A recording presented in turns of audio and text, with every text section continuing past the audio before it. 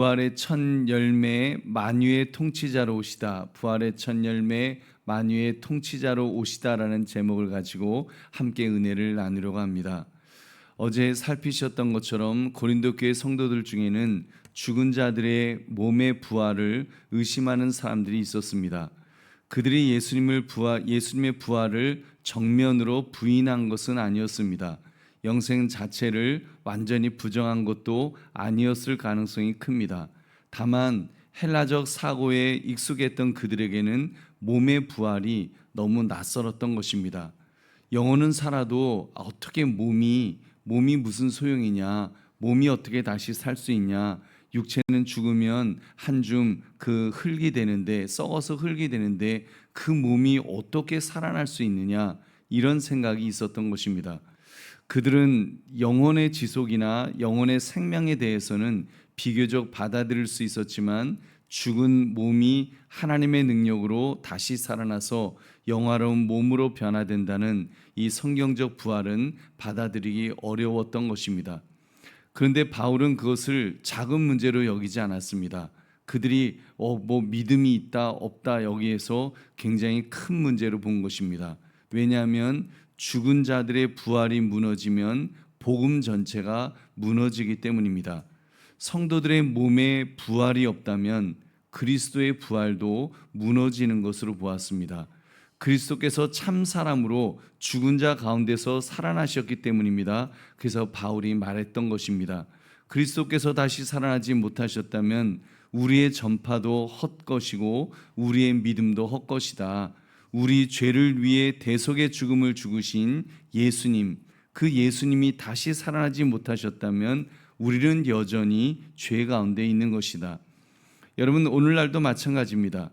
예수님의 부활을 그 역사적 사실로 믿지 않으면 생명의 복음이 아니라 단지 좋은 교훈과 윤리적 가르침으로 그렇게 축소되고 만다는 사실입니다. 그러나 복음은 윤리 이전의 생명입니다. 여러분, 복음은 교훈 이전의 사건입니다. 예수 그리스도께서 우리 죄를 위하여 죽으시고 장사되셨다가 사흘 만에 다시 살아나신 하나님의 구원 사건인 줄로 믿습니다. 그 예수님께서 죽으셨을 뿐만 아니라 다시 사심으로 부활의 첫 열매가 되셨습니다. 여러분, 그러므로 부활의 첫 열매 만유의 통치자로 오시다, 이 제목을 가지고 예수님의 부활을 다시 한번 묵상하시는 이 새벽 되시기를 주님의 이름으로 축원합니다. 세 가지를 살펴보겠습니다. 첫째, 그리스도는 부활의 첫 열매로 성도의 부활을 보증하십니다. 부활의 첫 열매로 성도의 부활, 우리의 부활을 보증하신다는 사실입니다. 우리 20절 말씀 같이 읽겠습니다. 시작. 그러나 이제 그리스도께서 죽은 자 가운데서 다시 살아나사 잠자는 자들의 첫 열매가 되셨도다. 아멘. 여러분, 첫 열매라는 말을 가볍게 읽지 맙시다. 이것은 그냥 맨 먼저 익은 열매다, 지금 그런 의미가 아닙니다. 구약의 농부는 첫 열매를 하나님께 드렸습니다. 그 첫 열매를 드린다는 것이 무슨 뜻입니까? 그 뒤에 따라올 온 밭의 추수를 보증한다는 뜻입니다. 첫 단이 익었으면 온 들판이 익어갈 것이 분명한 것이 분명하다는 것입니다. 그러므로 그리스도의 부활은 예수님 한 분만 특별히 살아나셨다는 이야기가 아닙니다. 예수님은 하나님이시니까 다시 살아나셨지, 인간은 육신이 어떻게 다 죽으면 요즘은 화장해 버리는데 다 한 줌의 재로 다 태워 버리는데 어떻게 육신이 부활할 수 있어? 이렇게 말하는 것에 대해서 그렇지 않다는 것입니다. 그리스도께 속한 모든 성도의 부활이, 여러분, 예수 그리스도께서 부활하심으로 우리에게도 시작된 줄 믿으시기 바랍니다. 그래서 바울은 성도의 죽음을 잠자는 자라고 불렀습니다. 그리스도 안에서의 죽음은 끝이 아니라 잠자는 것이라는 것입니다. 잠든 자가 아침이 되면, 우리 오늘 새벽에도 깨어나지 않으셨습니까? 이렇게 잠자다가 깨어나듯이 성도의 몸은 부활의 아침에 다시 일어날 줄로 믿습니다. 우리 22절 말씀도 같이 읽겠습니다. 시작. 아담 안에서 모든 사람이 죽은 것 같이 그리스도 안에서 모든 사람이 삶을 얻으리라. 아멘. 여기 두 사람이 소개되어 있습니다. 첫사람 아담과 마지막 사람, 마지막 아담, 그리스도. 이렇게 우리는 둘 중 하나 안에 있는 존재들입니다.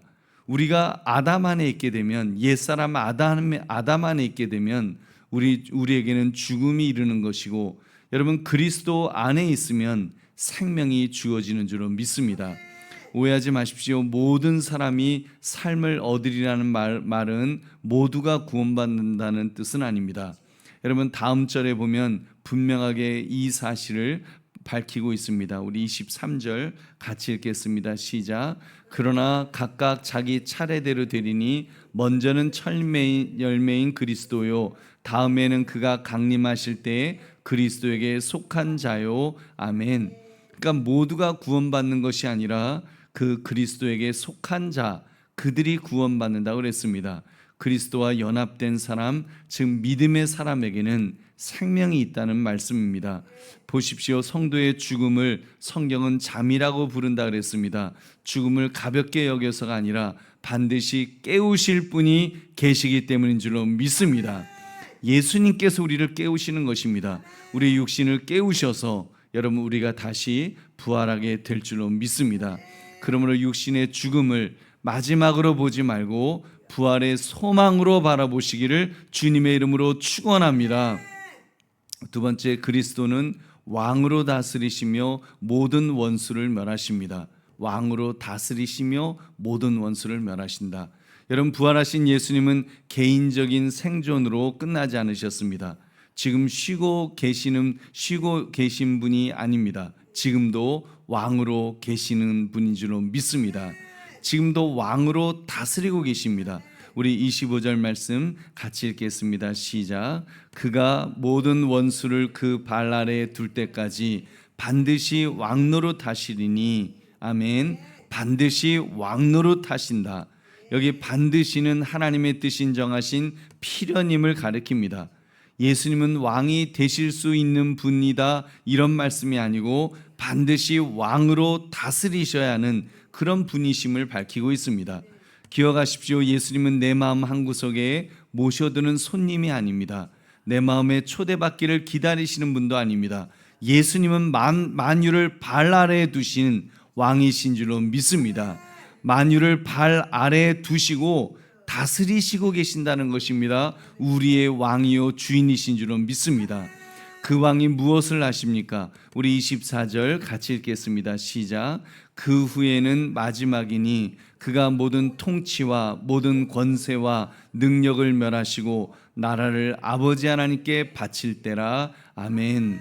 모든 통치와 모든 권세와 능력을 멸하신다 이렇게 말씀합니다. 멸하신다는 말은 무력하게 만든다, 효력을 없애버린다는 뜻입니다. 하나님께 맞서는 모든 반역의 권세를 왕이 무너뜨리신다는 말씀입니다.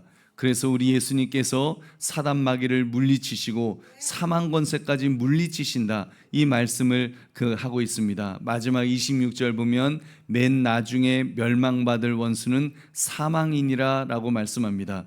여러분 죽음을 함부로 미워하지 않고 있습니다. 성경은 죽음을 원수라고 분명히 부릅니다. 그러나 동시에 성도는 죽음을 절대 권세로 두려워하지 말아야 합니다. 왜냐하면 부활하신 왕이 그 마지막 원수까지 반드시 멸하실 것이기 때문입니다. 사망까지 멸하시는 줄 믿으시기 바랍니다. 사망까지 멸하신다. 맨 나중 멸망받을 원수는 사망이니라. 예수님이 왕이 되셔서 왕이시기 때문에 예수님은 마지막에 그 사망까지 여러분 멸망시켜 주시는 줄로 믿습니다. 기억하십시오. 우리가 오늘 하루를 두려워하는 것들이 있을 것입니다. 질병이라든지 돈이라든지 사람의 평가라든지 실패의 기억이라든지 노년에 대한 불안이라든지 자녀 문제라든지, 여러분 그런 두려워하는 것들이 있죠. 그것들은 실제합니다. 부정할 수 없습니다. 그러나 절대화하지는 맙시다. 여러분 그런 것들이 있죠. 그런 두려워할 만한 것들이 있죠. 그러나 여러분 절대화하지 맙시다. 이 모든 것 위에 그리스도께서 왕으로 계십니다. 왕으로 계시는 줄로 믿습니다. 여러분 사망조차 영원한 원수가 아닙니다. 맨 나중에 멸망받을 원수인 줄로 믿습니다. 사망은 이미 패배했고 마지막에는 완전히 멸망할 것입니다. 할렐루야. 그러므로 세상의 어떤 권세도 주님보다 크게 보지 말고 왕 대신 그리스도를 신뢰하시기를 주님의 이름으로 축원합니다. 세 번째로 그리스도는 만유를 하나님께 복종시켜 하나님 나라를 완성하십니다.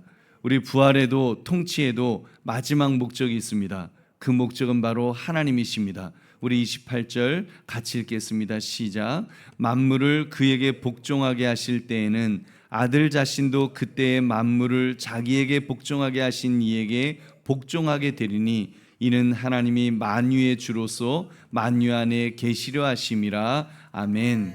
여기서 아들 자신도 복종하게 되리니라는 말씀, 여러분 우리 오해하면 안 됩니다. 성자가 성부보다 낮은 하나님이다, 저급한 하나님이다, 이런 뜻이 아닙니다. 성자는 참 하나님이십니다.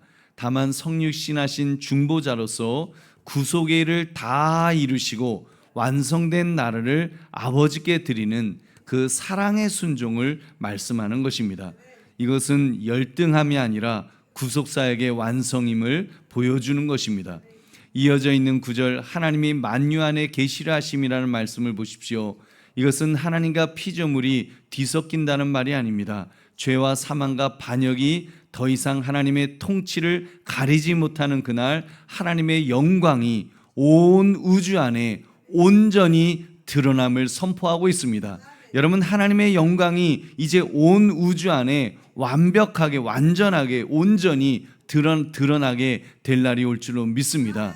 지금은 죄악으로 인해서 뭐 좀 이렇게 섞여 있는 것 같지만, 여러분, 악인이 잘 되는 것처럼 보이고, 여러분, 불행이 마치 우리를 지배하는 것처럼 보이지만, 여러분, 하나님의 영광이 온 우주 안에 드러나게 될 날이 올 줄로 믿습니다. 그다음 오늘 내 삶도 그 방향으로, 우리의 삶도 그 방향으로 가야 하는 것입니다. 보십시오. 성도의 소망은 내 문제가 해결된다 해서 끝나면 안 됩니다. 하나님이 하나님으로 온전히 드러나신다는 데까지 가야 할 줄로 믿습니다. 주님의 만물을 복종시키실 그날을 정말 믿는다면 오늘 내 생각도, 내 말도, 내 염려도, 내 계획도 주님께 복종되어야 합니다. 부부 사이의 그 자존심, 자녀를 향한 그 조급함, 교회 안에서 내려놓지 못하는 그런 마음조차 오늘 새벽 그 한 자리를 여러분 주님께 복종하시기를 주의 이름으로 축원합니다. 그러므로 만유의 왕 되실 주님 앞에 오늘 내 삶의 전 영역을 복종시켜 드리시기를 주님의 이름으로 축원합니다. 말씀을 맺습니다. 죽음은 아담 안에서 우리를 삼켰습니다. 그래서 죽음이 우리를 삼킨 것처럼 보입니다. 그러나 그리스도 안에서 죽음은 이미 패배했고 마지막에는 완전히 멸망할 원수가 될 것입니다. 그리스도는 첫 열매가 되셔서 우리의 부활을 보증하고 계십니다. 그리스도는 왕이 되셔서 모든 원수를 멸하십니다. 그리스도는 중보자가 되셔서 만유를 하나님께 복종시키십니다.